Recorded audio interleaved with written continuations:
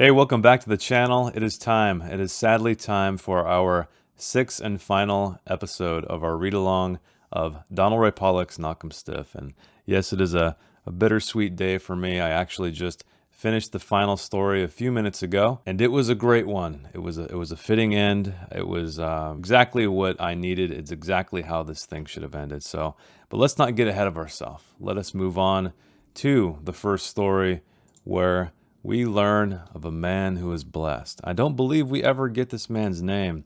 It is eluding me at this moment. So if we did get his name and I'm just misremembering, let me know in the comments. So first, let us begin with the first line of this story. I was on the phone one day trying to unload a hot four-wheeler to a deer hunter I knew over in Masseyville when old Tex Colburn knocked on my door, introduced himself like he was selling Kirby vacuum cleaners or State Farm. The thing that's interesting about this story is it's primarily told in the past, the far past.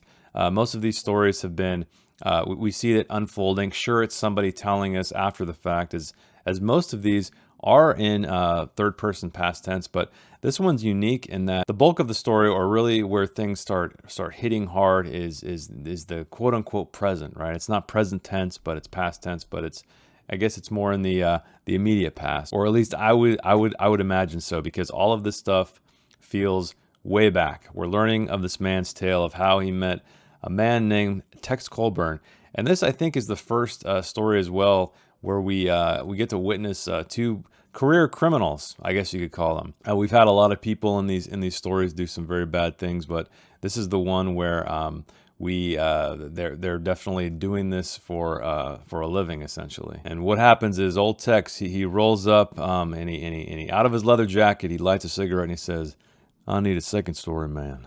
And out of the side of his mouth, even with a cigarette in his mouth. Our narrator, I'd heard he talk like that, like he'd watched too many old gangster movies.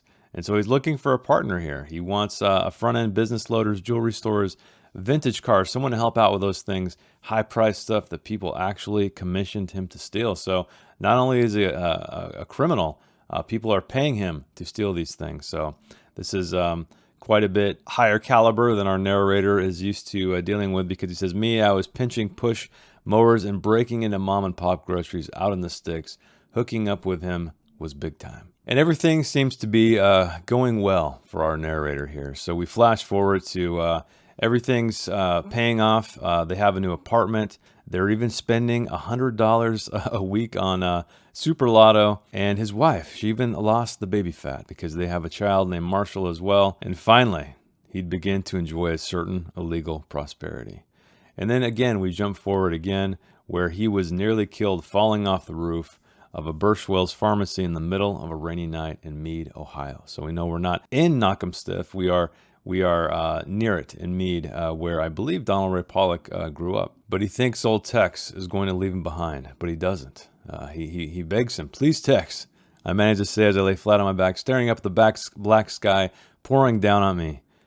But Tex surprises him. He surprises him with something like compassion, grabbing him under the arms and dragging him into his Mustang. And so he's messed up, and this is where we learn our narrator becomes blessed. He feels blessed when he gets a prescription, a never-ending prescription of Oxy. And we see here that I was cashing in 3, sometimes 4 scripts of 80s a month, because the Oxy was time released. I learned to lick the coating off the tabs and chop them into powder and snort them for a quicker delivery.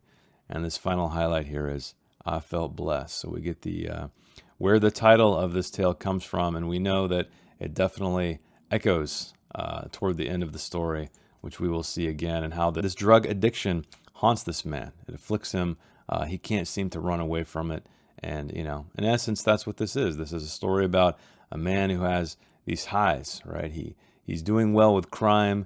He gets an unfortunate accident, but then he finds something else to pass his time, to make him feel great, and that is drugs. And unfortunately, the rest of the story is him going into a terrible spiral. And we see that by the time his opiate honeymoon was over, they were renting a leaky, mildewed trailer on the outskirts of Knockemstiff, the holler where I'd grown up. So finally, we come back to the holler, to Knockemstiff, away from Meade, Ohio. And we see here that it's a great trailer, indeed. The last renters of the trailer had cut a hole in the floor for a toilet after the plumbing went bad, and his wife puts a piece of plywood, I believe, over it. But there's an interesting line here. On a warm day, the stench of strangers' waste hung in the narrow rooms like a thick fog of failure. Again, more amazing Donald Ray Pollock lines here that weigh heavy on you, right? They have so much more meaning than talking about just stranger shit wafting up into his trailer. And I highlighted this because this was an interesting image. We have his wife Dee, who is lying on the couch in her Marlboro sweatpants, drinking bargain big K-pop from a plastic jug that looked like a gas can, while Marshall scratched the bottoms of her feet with a hairbrush. Interesting visuals here, but again, he's full of them. This entire collection is ripe with these great descriptions. But we get an offer, right? They're down on their luck. They need some money. And Tex shows up. So walking up to the front door, we could see Dee through the curtain, sitting on the couch with her silk robe parted, letting the baby suck on her swollen brown nipples. She was beautiful that night. Damn, Tex said. Would you look at that? And he gives him an offer. He offers him, hey, I'll give you $2,000 if you give me a night with your wife. And he doesn't like that so much, our narrator. And this is a great description of Tex. We didn't really get much of a description about or of him, other than his leather jacket and his cool car and a cigarette. But we see here that Tex was sawed off and hairy in all the wrong places. Manly, he called himself. Whenever anyone had nerve enough to comment on his fur, he looked like an ape in cowboy boots and a leather jacket. That is quite the description, as always. But unfortunately, they missed the boat, right? Because that had been only a couple of years ago. Now, Dee was nothing but patches of pimples and rolls of fat. And so they get into this kind of habit or this way of paying the bills where they donate blood, because we find out that Dee has a very rare, I believe it's AB negative. But before we get there, I think we should talk about Marshall a little bit, because that's a very powerful moment that hit me toward the end of the story when it is revealed who Marshall truly is, or how he truly acts around someone he actually respects or loves. So we have this highlight here. Meanwhile, Marshall was quickly turning into one of those sullen, creepy kids who never says a word. The kind who goes on to communicate telepathically with a pet rat and sincerely dreams of eternal infamy. Our buddy, our narrator here, he has quite the impression of his kid, and we do too. Like, when I read this, or when I read this, like I really felt that, oh, he's just going to be this weird kind of autistic or slow kid, or something's definitely wrong with him. But we find out that's not the case, and I think that's what makes this story so much more powerful and ordinary, because or less ordinary, because Donald Ray Pollock is a pro. He is a master at coming up with these very colorful characters in their own ways, all these unique attributes they have, all these unique habits they have. And I thought, okay, that's just par for the course. This kid is, he fits in this world. But as we know, with all of these Donald Ray Pollock stories, there's always a bit of a silver lining. There's a bit of a surprise. There's a little bit of, I guess, a little bit of goodness to be found here, or at least hope. Even though it's usually quite small. And back to the blood, so we find out that, yeah, like I said, she has a rare blood type that is valuable. And I love this line here again. I know I highlighted a lot in this. It was more or less to keep myself on track, although, as we know, a lot of these lines are significant. So, or it made her feel special, having that rare blood. It was the only piece of her that anybody still desired. So, old Tex, apparently she was a good-looking woman at one point, and now she's fat and she's got rashes or whatever else she's got going on. But she's unattractive now, and now that's one thing that she has to give to the world, or that people want from her anyway. And this was such a picture, right? When they're driving to go donate blood, I highlighted this entire section because it was just extremely visual. The exhaust system on the Pinto was shot, and because carbon monoxide kept spewing up through the rotten holes in the floorboards, we had to roll the windows down to keep from getting gassed. Marshall was sitting in the backseat, quiet as a snail, and all snotty from a cold, and I shucked off my coat and threw it to him. Yesterday's cereal crud was still caked on his face like drywall mud. And I know we've all seen kids like this, little kids with just oatmeal or cereal caked on their face. And the new clothes that Dee had bought him last week were already filthy. So we have quite the picture of this family as they are barely able to drive in town because of this carbon monoxide that's leaking into the car. She's talking about, she had this obsession with famous people, I guess, and our narrator thought that when she was talking about Brad, she was talking about his cousin, but no, Brad Pitt, you idiot. And he said, fuck him. Oh, believe you, mister, if I ever got the chance. Ha, that's a good one. You hear that, Marshall? Shit, you and fucking donkey, maybe. And she brings up Tex here, because she knew about that, apparently. What about Tex, you asshole? Maybe you could even get him ready for me. And that pisses our narrator off quite a bit. But what they do is they go to a McDonald's. But before they do that, they see this beautiful woman in a Lexus. And he's kind of looking at her and reminiscing on how he would have reacted to this situation. But he feels shame in himself, right? He even says, though there had once been a time when I'd have yelled over and asked her to fuck, now I felt it was a shame that she'd had to look at me at all. My hair was uncombed and greasy, my teeth coated with yellow scum, my tattoos meaningless and outdated. I love that last picture right there because, you know, as a non-tattooed guy, I can appreciate that. I turned my head and waited for the light to change. But old Marshall, he poisons himself with McDonald's. Driving behind the metal container, I jerked my pants down and cut loose. He had to take a big shit. For a second, the relief was better than any drug, which is, you know, that's something to say for a guy who's addicted to drugs. But then I heard tires crunching on the gravel behind me. Looking around, I saw a police car approaching slowly. I was trapped, my skinny ass shining at the two officers inside. There was no way I could stop. The stuff was pouring out me like pancake batter. I gave a little wave, cursing them under my breath. And then these two cops, they give him a hard time. They even ask him if he's a dog, and I think if he's a dog, and I think that really just, again, it further cements not only what the situation our protagonist is in, but how he feels about himself too. So he's getting that aspect from the outside when he says, the only thing I ever see doing that in public is a dog.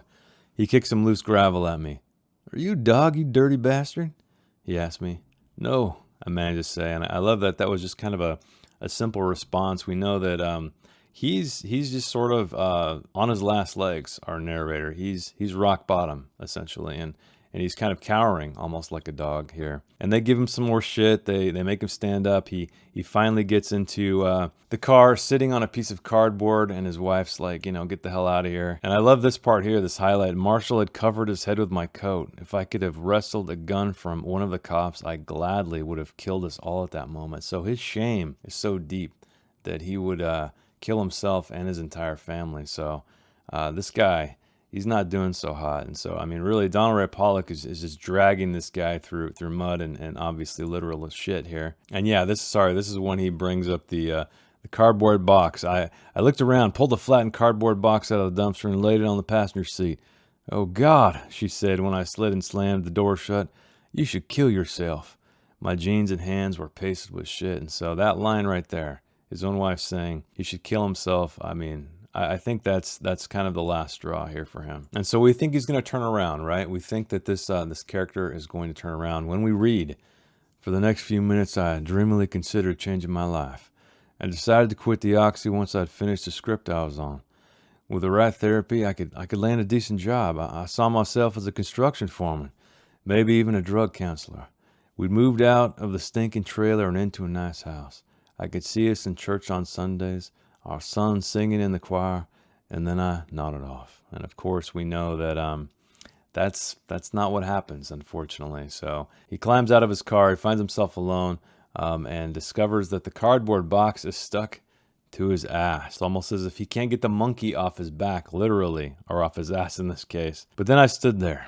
I slowly began to realize that Marshall had been talking all along, just not around me. So that is the line that really hit me when he sees his wife in this trailer through the window, sees his son, and he's just talking like a completely normal kid. And he's witnessing this from a distance through the barrier of their house, of their trailer, and that really hit me. And so it also hits him here, and I think that's one of the most successful things you can do in fiction. And a great writer like Donald Ray Pollock knows that, is that you can just so deeply write these stories and write these characters to where you feel the same pain they feel. So I will read, I believe this is the final paragraph because I think it's fitting. So you can skip past this part if you'd like, but I'm going to finish it because I think it deserves reading. I stepped away from the door and took a deep breath of the cold air. I realized I was in the middle of one of those moments in life where great things are possible, if a person is willing to make the right choice. A car drove by, shining its headlights on me, and suddenly I knew what I had to do. I could already see myself coming back in a year or two, clean and ready to do right by my family. Everyone would praise me. maybe even forget my past. But then I thought about the bottle of Oxy in the medicine cabinet and I stopped. I lifted my filthy hands and smeared the shit across my face, through my hair. Turning back, I grabbed hold of the door handle and stuck my key in the lock. I heard everything go silent and sad inside the trailer as I pushed the door open. But I didn't care. Just one more time. Just one more before I left. I needed to feel blessed.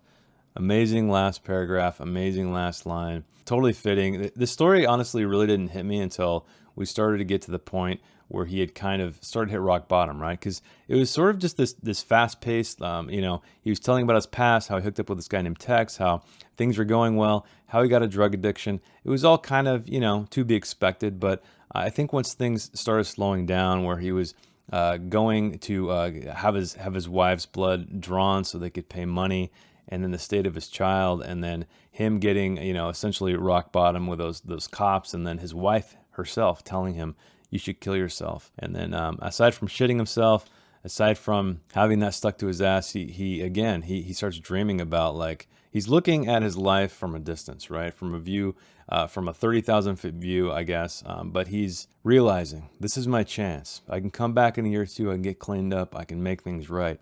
But what does he say? But I didn't care. Just one more time before I left.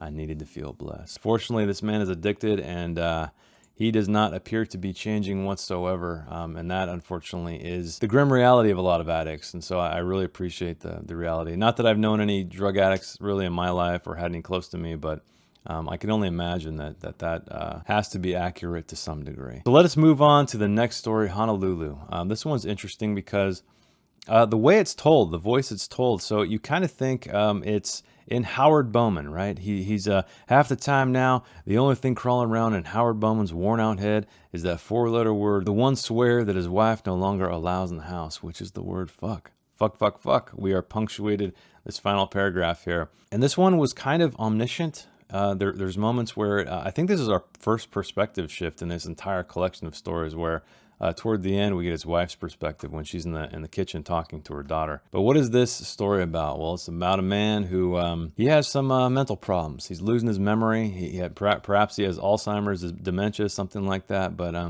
his wife seems to love him very much because at first I thought she was, really being a stickler, being cruel to him, trying to get him to remember these guys on this picture who he used to work with. But you know that she cares about him, right? She loves him very much and she wants him. She says something along the lines of, hey, the doctor says that, if you don't do this, if you don't practice, you're going to lose it all. But let us get to this first paragraph or second paragraph where we're kind of setting the stage of our buddy Howard here. So sitting straight up in his sticky plastic recliner, Howard peers into the large photograph hanging on the wall while methodically twisting curly gray hairs out of his left arm. Peg's always pestering him with his new goal. Names, dates, numbers. But every morning, it's as if another fuse is popped, another important connection ripped out of his brain while he was sleeping. And this very last highlight here, the last sentence, is exactly how we end the story, as you know. He yearns for the day when he'll be wiped clean. And we remember the strange story of this guy called Mr. New York. He's trying to remember him. He went to Honolulu once, and they had sex with a prostitute, and there was a baby in the room. But before we get there, let's talk about the picture he sees on the wall. So there's a little guy wearing the railroad hat. Used to buy a new Lincoln every year. I believe that's Bobby's dad. I believe in the first story, now correct me if I'm wrong, but I remember them buying cars to sort of appear affluent. And they would buy these cars despite the fact that they didn't afford it or they couldn't afford it. And I just noticed that as a cool little detail. And I know that a lot of these stories don't really collide completely whatsoever. I really love these little hints that we have, these callbacks to other timelines and other characters. And here we have Howard. He's glancing out the big picture window. Howard watches the new neighbors fall out of their trailer laughing, roll around in the snow like dogs. But then in that mysterious way his memory works now, he suddenly recalls a night in Honolulu and his shipmate's name. He yells for Peg. And so this is when he starts to think about Honolulu, about this strange encounter with this man and this woman and this baby. His wife goes off to run some errands, and he's really trying to focus on this. She wore a red dress, carried a straw purse with a broken wooden handle, kept licking a cold sore on her upper lip that was as big as one of those tropical roaches. But when the women turned on the light, he saw a little baby asleep in a shoebox in a corner.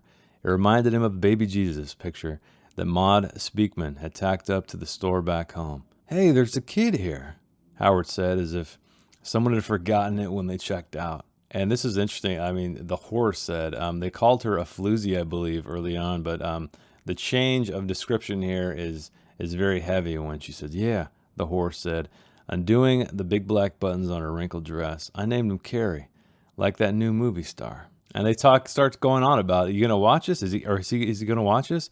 She's like, "What's the big deal? He's a baby. He's not gonna remember anything, and besides, he's asleep." And this is when the New York guy kind of talks shit about Howie. "Howie's from some dump in Ohio they call Knockemstiff. Shit, he ain't never even had a pizza." I don't know. That's my best New York accent, I guess. But anyway, they start arguing. But old New York had already dropped his pants. Already said, "Look, babe, we ain't here no kissy face. Just bend over and say your prayers." Before he realized what he was doing, Howard grabbed the baby and ran out the door. He can still see New York's hairy hands reaching around to squeeze the horse big tits, and the two pale streams of milk shooting out all over the thin plaid bedspread. Man, that is quite the visual. I'll never tire of these descriptions. You know, sometimes in books, like I feel like when I'll read Stephen King or something, I feel like there's just too much fluff. There's too much to get through. I get bored. I get frustrated. But Donald Ray Pollock, he knows just exactly where to put the details. But now we are back in the present, I guess, with Howard. And this was interesting here. It's sort of when he loses his memory of his wife, essentially. When she leaves, he says, "Are you leaving?" He says. And immediately the next line, he watches the woman back out the driveway in his wife's car and wonders whatever happened to the people he used to know. And that's a really, I love that technique because, you know, you could spread that out a little bit. You could sort of lead up to that, but it's literally the next line. He asks a question, "Are you leaving?" And he immediately forgets who she is and wonders, you know, where the people he used to know went to. And I love that. Sometimes we try to build up or add a lot of fluff to something that's significant, but sometimes just hitting you hard like that is the best way to do it without much at all. And he starts reminiscing about this child that he found, and he said, "He was a good kid," Howard thinks to himself, "but somehow that's just not good enough." And I think that's appropriate for this entire collection. We have some people who are trying to do good. They're trying to get their life back on track, but it just sometimes doesn't work out. Like our buddy in Shots Bridge, right? You know, his grandmother gave him some money to get out of town. He stayed in town because he was, I guess, in love with this guy. Didn't work out so well for him. So he would, I would argue he was a good kid, and that kind of speaks to this line here that Howard's thinking about. And he starts hearing things, starts hearing noises. He starts hearing what he thinks people, you know, are going to come break into his house. So they've got balls to break into a man's house, no doubt about that. Sure as hell they're going to siphon the gas out of his truck. Christ, he thinks, sons of bitches must be looking for the key. And so right now, Howard is pretty lost. He's completely gone, essentially. And what does he do? He goes and he grabs this gun, and he goes in his room, and he puts it to the top of his mouth while this is going on. And staring up at the ceiling, Howard watches the shadows of early evening float across the wavy old plaster like the ghosts that swim in his head. So again, another great final line for Howard. It really just makes you think again. But this is when we switch perspectives, right? We are in Peg's mind now. She's in the kitchen. She's busy cooking with one hand, gripping the phone with the other, talking about how her husband Howard's not doing so well. And so this final line, this is an interesting line because I feel like it has so many meanings to it. But she's talking and says, "Carrie, you don't understand. No, all he talks about is Hawaii." And Peg sighs, looking out the window as the evening sun dives like a flaming bird into that other world. And just like that, for one brief, beautiful moment, as if the crashing rays turn the kitchen's a bright blood red, she forgets everything. I believe that is signifying that Howard shot himself. And she's, you know, that moment, that flash of the gunshot, even though there's no indication there. But it also kind of could be a couple of things. It could be her sort of beginning to suffer, just like her husband, beginning to lose her mind slowly, one brief moment. She's forgetting everything. Or it could be that she is struck by that beautiful image on the outside of the evening sun diving like a flaming bird into that other world. And it kind of makes her forget. She sees this beauty, and it makes her forget. I don't know. Let me know. How did you interpret that down in the comments? I'd love to hear your thoughts, because I love books and stories that just really require conversation. They require a dialogue of some kind to fully parse. But here we are at the very end, everybody. The fights, the final story in this collection. One that was a perfect fit. It's a complete cycle. You know how I love how things end and begin, how they kind of mirror each other, how they call back. It's just such a important part to me about storytelling in general. And of course, I knew it was going to happen. I knew Donald Ray Pollock wasn't going to disappoint us. And of course, we meet our old friend Bobby from the very first story, as well as the story titled Pills. But this one, to me, echoes far more back to the first story. And so what is he doing? He's an alcoholic, just like his old dad, right? We know his dad had a drinking problem way back then, and he's suffering it. He's in an AA meeting with a man named Jim, and Jim is peering over at him with his white cup. "How's that old man of yours doing?" he asked. And Bobby asked, "We don't know it's Bobby yet, but he's hanging in there as far as I know." He shrugs, blows on his coffee, and he starts thinking a little bit deeper. And I love this line. "Too much scar tissue," she'd tell me every time. "He's not the only one," I felt like saying. And that is his from his sister talking about the state of her father. And he's not the only one, I felt like saying. I love that line. Again, it's one of just those clever internal. This is an internal response in that case, but very fitting with this. So Jim tells him, "Hey, you need to return that money that you stole from your mom." But what does he do? He buys a shirt before he goes and sees his family with that stolen money. But before that, we get some wise words from old Jim here. "We all fuck up, Bobby. Just got to keep trying. That's all." And that is a very recurring theme in this collection of tales, where even in the last one, we find, or not the last one, but the one before that, Blessed, where we have a guy he thinks he's trying, right? He's trying to get better. He's trying to come clean. And we see that just over and over again in this, where people, they're aware of their shortcomings. They're aware of their bad deeds. And sometimes some of them either resign to it, which is more often than not, but at least there's a glimmer of hope. There's a glimmer that they may change. And here we are. The next day I put on the shirt that I bought with my money I'd stolen from my mother, and I drove out to Knockemstiff. And a great, that's like a first line, right? That's a hook line in itself right there. And I love it, because now we're flashing forward into Knockemstiff yet again. We are ending right where we began. And of course, he was watching the fights with his brother, because we do know that a very pivotal moment in Bobby's life, in his childhood, was when he witnessed his father beat the crap out of that guy in the bathroom. And it made an impression on him. He said something like, and I'm paraphrasing, that he would never lose the taste of violence. He would never look back from it. And we can see that Bobby's had kind of a rough life ever since that time. Even though he seemed like a good kid, he just kind of found himself on hard times, as well as with bad influences. And I highlighted this next part here because we have his dad watching a fight on TV with his brother, but also he sees his mother in the kitchen. She's watching another TV. I laughed at that because my parents do that. My dad will be watching stuff in the living room that my mother wants to have nothing to do with, and then my mom, she'll be in the bedroom with the TV blaring as well, kind of doing some other stuff, chores and all that. But it's just funny, and it makes me wonder how close is my childhood to Knockemstiff. No, I'm just kidding. Well, we had the drive-in, and now we have this. I don't know. Let me know. Do your parents do stuff like this? Do they watch TVs in separate rooms? And of course, we have this next line of dialogue where his poor mother, "Oh, I like that shirt. Where'd you get it?" "With your money, Mom. With your money, the money that he stole. Bobby bought that shirt." And so that makes it's just that much harder, right? Because we know what he did, and she's excited. She likes the shirt. She's excited for her son. She's who knows, proud of her son maybe, but she's happy to see him nonetheless. And pennies I've been over, and I laughed about that too, because the department store JCPenney, I don't even think they're around anymore, but I remember my parents to this day would always say, pennies for JC Penney. So I don't know, maybe I'm a little closer to Knockemstiff than I'd like to believe. And this next highlight is when we see that he recalls the event that we witnessed in the first story. I'd once seen him damn near kill a man with his fist at the Torch Drive-In. So he walks in, his brother's lounging on the couch, his dad's hooked up to an oxygen tank, not doing too hot.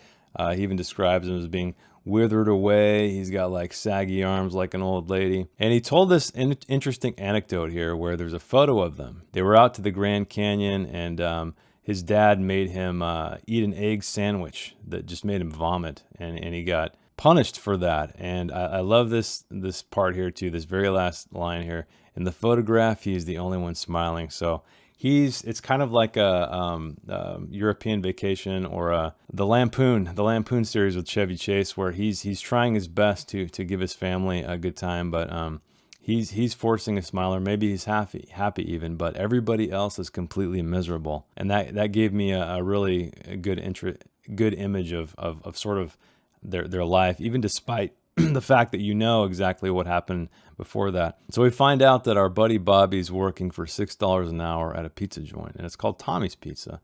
And I was thinking about that. I believe we had another Tommy in another story in the past, but I just was curious if that was the same Tommy or if that's something else. I guess if he's not in Knockemstiff, maybe it's not, but again, Meade is very close. And his dad, he remembers a man named Jim Woodfork, and Jim told us, Bobby's AA sponsor, that he would be so addicted to alcohol that he would he would let guys pay him to hit him. And in fact, that is the memory that his dad recounts. He wouldn't remember me.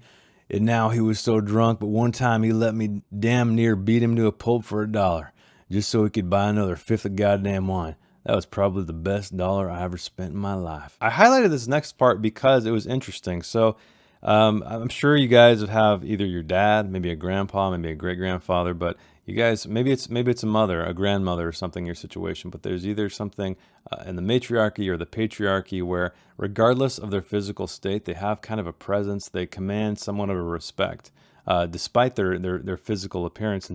And though those days were over now, though we couldn't even take a piss without dragging along a tank of air, we were all still afraid of him. Even my badass brother. But before that, there's an interesting conversation. When Bobby admits that he knows him, that he's doing pretty well now.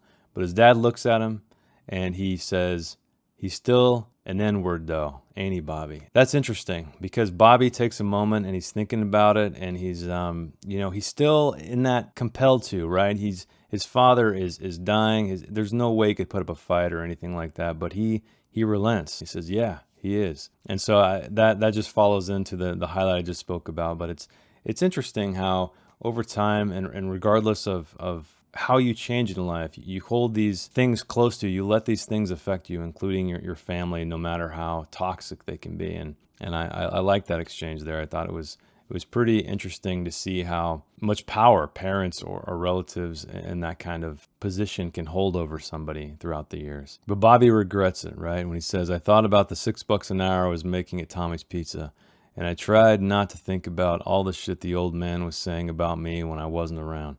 Yeah, I yelled back at him. And this next highlight here is another one of those moments. It's very similar to, I believe it was Fish Sticks, where I mentioned when they're in the hotel room and he's just kind of hearing the world on the outside, right? It's this great moment of silence. It's a great moment that I think we've all experienced when you just kind of don't do anything and you just listen, right? You're very present. So for a few minutes, my mom and I sat at the kitchen table in silence.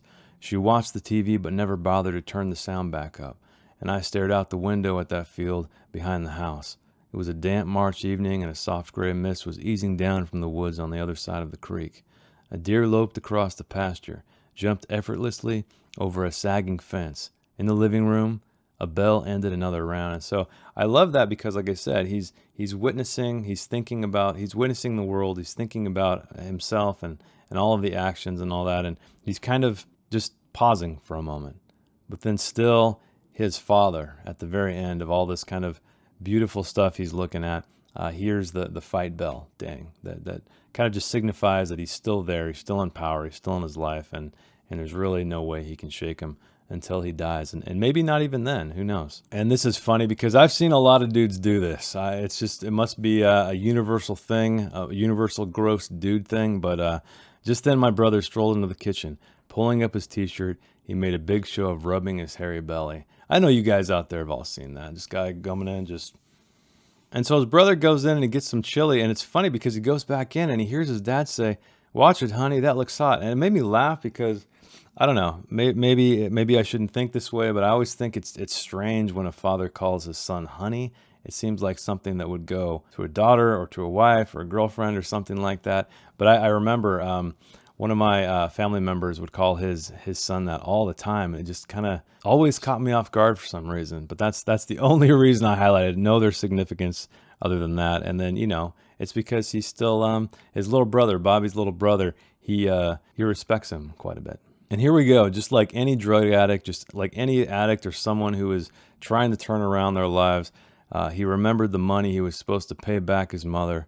But next time, I told myself, next time. Finally, we are given another opportunity to stop, to reflect, to think about some things when somewhere over the next hill, the dog barked 3 or 4 times, and up the road a car engine sputtered and died. I'd grown up here, but it never felt like home. So again, he's just looking out. He's witnessing Knockemstiff, this holler where he grew up, but again, it never felt like home. And this is a great moment, and I feel like a lot of probably father and sons deal with this kind of thing. Either, they don't get along or they're too different or something, and they never truly know each other, and that's what this line indicates here. So with my father, everything had always been about the fight, and I sadly realized that we would never really know each other before he passed. And that, again, Donald Ray Pollock is hitting us. He's hitting us hard with all this throughout these last few paragraphs. And he's thinking about taking a drink, and his brother even offered him one. And old Jim said, "You pick up the phone and call me before you take that first one, Bobby. At least you give me that much respect." But he called him a bad word, and he feels like, just to please his bitter old man. And I wasn't sure I could ask for anybody's help tonight. So again, he's relenting, right? He feels like he disrespected Jim, even though he didn't do it to his face, and for a terrible reason, right? For his father, who's a very terrible guy. But let us read this last paragraph together, all right? Or let me read it to you, and you can just listen, because this is the final time we will ever revisit Knockemstiff, and it's been a hell of a ride, and I've loved every second I've read this book, and always eager to come back to it. It has to end sometime, right? It has to end sometime. My father suddenly punched the air and whooped loud enough that I could hear him outside. The look on his face was ecstatic. Then the plastic tube slipped from his nose, and I watched him grab for it.